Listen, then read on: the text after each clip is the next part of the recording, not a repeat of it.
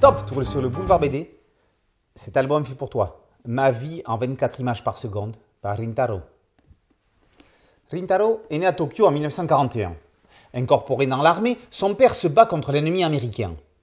À 3 ans, avec sa mère et son petit frère, il fuit vers la campagne. Le père les rejoindra après la guerre. 1947, c'est l'entrée à l'école où il découvrira les dessins du recueil de contes du monde. Un trésor. Lors de ses jours chez son grand-père, il apprend que son père rêvait de cinéma. À 8 ans, c'est lui qui découvre la magie d'un projecteur de cinéma de 16 mm dans le gymnase de l'école. C'est donc ça le cinéma.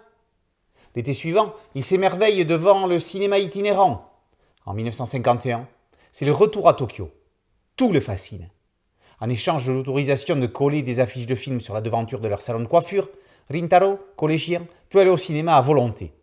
Il sèche les cours et rêve au métier de réalisateur. Il se fabrique une lanterne magique en bois. Il dessine des bandes de 35 mm qu'il illustre.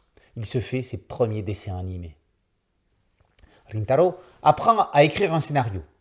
Puis vient l'avènement de la télévision. Nous sommes en 1957. Sa vie est en train de prendre une direction décisive. Il quitte définitivement le collège et entre dans le monde du travail. Le monde du repassage, ce n'est pas du tout ce à quoi il rêvait. Un matin, dans le journal, il tombe sur une annonce. La production Hattori cherche des dessinateurs pour un film d'animation. Après 2 mois d'apprentissage, la société fait faillite. Il se recycle comme coloriste dans une autre société. Son rêve est de rentrer au studio Toei, qui ont pour ambition de devenir le Walt Disney japonais. Été 58, le rêve devient réalité. Il travaille sur Le Serpent Blanc, tout premier long métrage japonais d'animation. Le film sera un succès.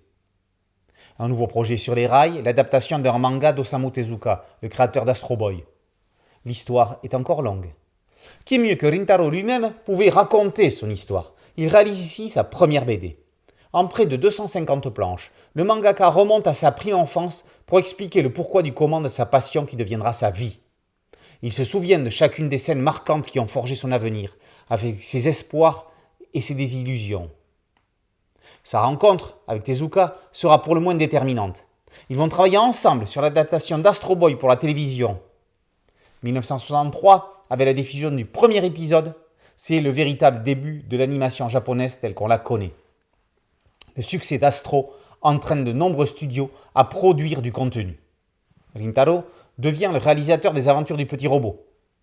Il ne sait pas que quelques années plus tard, il adaptera pour Toei Animation un manga d'exception, Capitaine Albator, le pirate de l'espace, de Leiji Matsumoto, avant de passer au cinéma avec Galaxy Express 999, pour achever sa carrière en 2001 avec la sortie de sa dernière réalisation, Metropolis, une œuvre de Tezuka disparue en 89, adaptée par Katsuhiro Otomo, créateur du légendaire Akira. Va, écris ta propre histoire, dit Albator à un jeune membre de l'équipage. Rintaro a certainement pris la phrase pour lui, puisqu'il a écrit cet album qui retrace sa vie, plus qu'une vie, un pan de l'histoire de l'animé avec un grand H.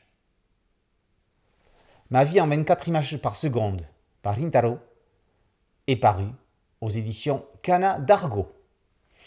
Boulevard BD, c'est un podcast audio, une chaîne YouTube et un site dédié. Merci de liker, de partager et de vous abonner.